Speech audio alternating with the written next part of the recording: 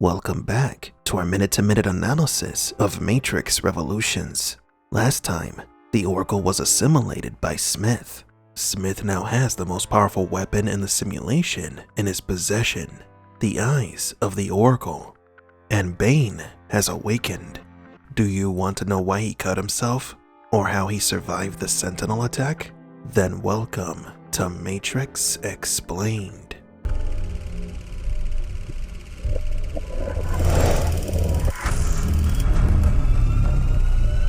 Welcome to the desert of the real.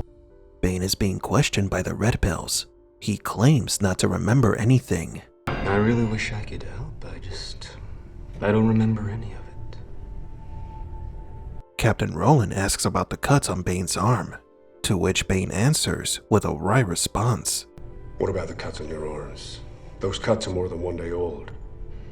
Yeah, definitely. You're right about that, sir. They look like they might be self-inflicted. But why would I do something like that to myself? Unless, of course, I wasn't myself. It's interesting what Bane mentions. He begins by pointing out the obvious, but ends on alluding to the fact that Bane is no longer himself. As we've mentioned in other videos, Red Pills are part machine and part human. Mostly human, of course, but they retain the tech that was embedded in their bodies since infancy. That tech is what allows them to enter the Matrix, but it also allowed Smith to invade Bane's mind. Smith did the same thing he used to do when he was an agent in the Matrix, possessing the bodies of the Blue Pills, but this time, he did it in the real world. But why did Smith cut himself? Agents were created to not feel emotions or sensations. They are the perfect soldiers. Smith never experienced pain when he was a program, so when he took over Bane's body, he began to feel things he never did before. Cutting himself was Smith's way of feeling and comprehending pain. He is experiencing it for the first time. Also, pain releases endorphins in the brain, creating an entirely different sensation that for some could be pleasurable. Some people like to be in pain. Masochists. Anyways, this is problematic for the Red Pills that rescued him, as they have no idea that Smith is inside Bane. But if I'm not me, then who am I? That question was made to point out that it is not Bane who is speaking, but Smith, but also to refer to one of the most important questions in philosophy. Who am I? One of Descartes' fundamental philosophical questions, of which it was borrowed for the creation of the Matrix movies. Descartes also addressed questions such as, what is real? I think, therefore I am, is a philosophical conclusion from René Descartes, who in order to work out what he really didn't know for sure, started by doubting everything. He knew that he definitely could and did think. What he thought about being irrelevant, and so concluded that if he could think, he must exist. Bane is the embodiment of these two questions. Who am I, and what is real? Bane is no longer Bane. He is Smith because he thinks like Smith. Then are we our thoughts? If these thoughts change, will we continue to be ourselves, or would we be someone else? Captain Roland is not up to having a philosophical discussion with Bane. Has this man been tested for VDTs? Yes, sir, it was negative. But he is showing a lot of unusual neural activity. Some cross-synaptic firing as well as signs of recent trauma, with fresh fibrotic scarring throughout the cortex. VDT, or virtual delirium tremens, comes from a real condition called delirium tremens. It is a rapid onset of confusion, usually caused by withdrawal from alcohol. When it occurs, it is often 3 days into withdrawal symptoms and lasts for 2 to 3 days. Physical effects may include shaking, shivering, irregular heart rate, and sweating. People may also hallucinate.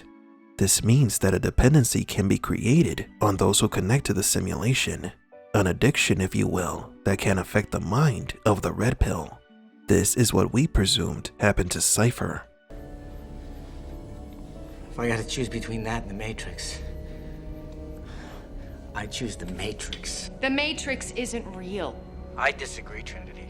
I think the Matrix can be more real than this world. Perhaps frequent travels to the Matrix created a sort of psychological dependency.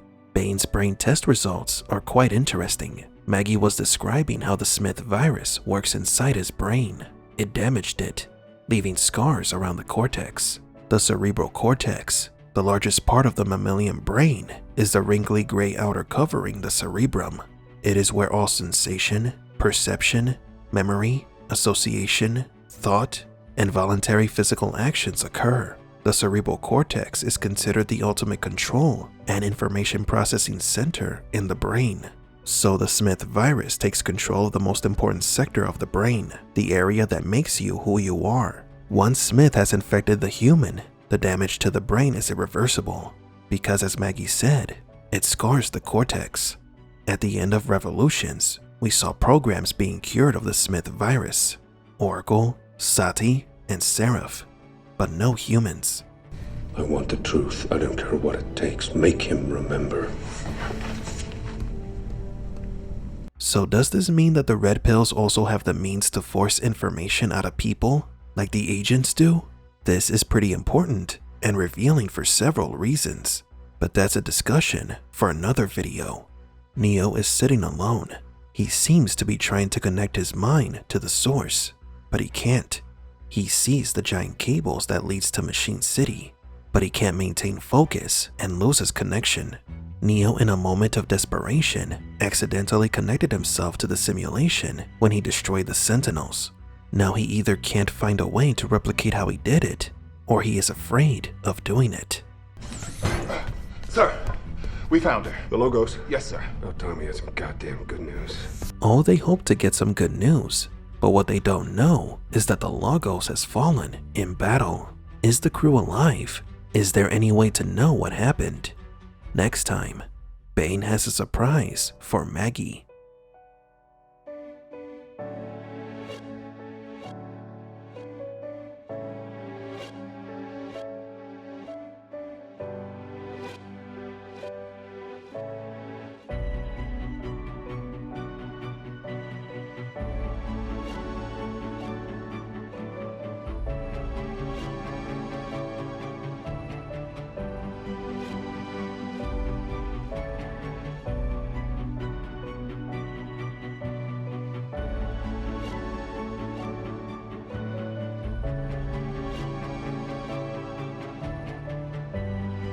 For Matrix Explained, please leave a like and subscribe, and thank you for visiting the Desert of the Real.